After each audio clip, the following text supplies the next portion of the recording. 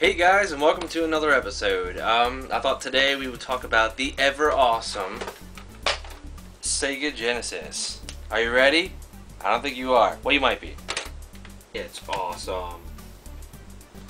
Alright, so a brief history on the Sega Genesis before I get into my little story about it. It was originally called the Sega Mega Drive everywhere else in Europe, Japan, whatever, and it was called the Sega Genesis over here in America. This is the Sega Genesis Model 1. This is the first time I ever saw the Sega Genesis. It was this model. But it's also had a couple of different models. It had the Model 2 that was around, I think, when Sonic 2 came out. It came bundled together. And then there was a Sega Genesis 3, which, it was okay. I mean, it was really tiny. Not my favorite design, but, you know, whatever. This is still my favorite design. I still think to this day the Sega Genesis is just a damn cool looking system. I mean, as a kid going from the NES to this, I remember it was just so cool looking. Like, it was so futuristic looking, because the Nintendo was like this, you know, it was a box, and you know, it felt kind of clunky. And this, I mean, it's just, I mean, look at it. It's so cool. It's got this sleek black finish, and you know, it's got the volume switch for the headphone jack, and the reset button is this weird little white thing. This round thing here at the top, it just looks like Alien-esque or something. I don't know. I always thought it was like futuristic looking, and you know, just a very, very cool looking console. Alright, one thing I want to mention is the Sega Genesis controller. This is a damn cool controller, especially coming from the NES controller. I mean, the NES controller was that square, you know, rectangular controller with the two buttons, and it's classic and it's cool, but it's I've got big hands, so it's always, the corners always kind of hurt, you know, playing it for a couple hours on end. And this thing is just so comfortable, you know. It's got that boomerang-esque look to it. The controllers are nice, or not controllers, the buttons are nice and big, and the D-pad is solid. I've always liked the D-pad. You know, it's not soft or squishy, it's that hard plastic. And yeah, the Sega Genesis controller, a very, very comfortable, solid controller. Alright guys, so on to my Sega Genesis memory, the main part of this whole episode. My first time coming across the Sega Genesis is actually one of the best memories I've got. It's so cool. I love thinking back to this and telling people about it. When I was a kid, I grew up with the NES, like just about every other kid did. And I remember when it got the blinky light thing, my dad thought it was broken and threw it out, so I was without a console for a little while. And I remember going down to my grandmother's house, and my uncle was there, and he had just gotten this new console, so we were going down to visit the family.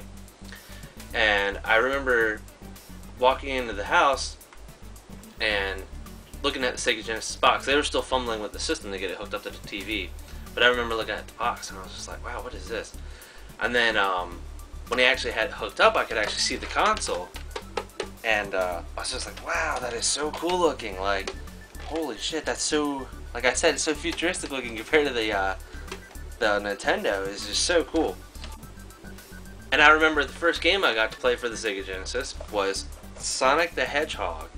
And let me tell you guys, going from Super Mario to Sonic the Hedgehog was like mind-shattering. Like, I remember it was so cool. I was just floored by the graphics, like all the colors, the sound, and that first time Sonic was flying through the level and he shoots up and he's off the screen. He's going so fast and so high up. That was so amazing to me. I just thought that was so cool that he could even move that quick. And oh god, I was just floored by it. Like, I love the puzzles, I love the music, the character especially. Like, I was real keen on Mario, but man, once I saw this, it was just a done deal. Like, but yeah, Sonic the Hedgehog, god, that's such a great memory. That first time popping that cartridge in and just hearing the music and seeing Sonic wave his finger and everything, I was just like, holy shit, so cool. And then the second game I got to play, because he had 3 games. The second game I got to play was Jurassic Park. And at the time, I was huge into this. I think I went to the movie theater like 3 or 4 times to see it. I like begged my parents to go see it constantly because I loved it that much. And the game, it's so funny because like now the game, I mean, this was like on par with like Dead Space to me. Like this game scared the shit out of me when I was a little kid. It was really funny. I hated playing it. I never really played as Dr. Grant. But anyway, that's what you could do. You could play as Dr. Grant, or you could play as the Raptor. And Dr. Grant was, you know, he would get grenades and stun guns and a taser and all this and that. Why there were no rifles and shit like that, I'm not sure. But anyway, so you go around and you had to go from like the jungle to the power plant and various locations throughout the movie and whatnot. Evade the T-Rex, fight different dinosaurs. It's pretty cool. And then you got to play as the Raptor, and that's when the fun started. Once played as the Raptor, the game wasn't scary anymore. And I think I beat this game as the Raptor. I never beat it as Grant, but I beat it as the Raptor. Raptor, you could run around and just maul people and different dinosaurs and hop around and roar, and it was awesome. It was so cool. And then the last game he got that was, I mean, I am a huge X-Men fanatic, but it was X-Men on the Sega Genesis. And I remember putting this in and playing as Wolverine, and you know, like that first cinematic with Magneto and the what the hell is it, satellite thing beaming into Earth. I'd never seen in-game cinematics like that.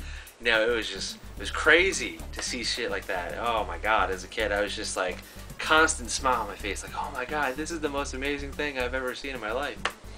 And I remember playing through, and it was so cool because he had another controller with it, so my brother got to plug in and play, and we played this for a good couple hours, and I was just so amazed by the system. Like, I was just so over the moon on it. And that night, like, my uncle had just got this too, like he just bought it and just pulled it out of the box and everything. But I was so amazed by this console that he gave it to me. He asked me, he's like, hey Aaron, do you want to take this home with you? And I was like, what do you mean take this home? He's like, you can have it if you want. And I was like, are you serious? So yeah, I got to take the Sega Genesis home, and I just, oh man, I remember playing Sonic until like I passed out. Oh god, it's fantastic. And there's so many other great memories with this console. And this console also led me to a lot of other fantastic franchises like the Phantasy Star series, the Shinobi series, let's see, what else is there? Some of Streets of Rage, the Shinobi series, what are a few others? Contra, Sonic. I mean, there's too many to name. There's a lot of really good Sega games. So there you guys go. There's my my little story for the Sega Genesis, and I hope you all enjoyed it. And thank you for watching. Stay tuned for some more episodes.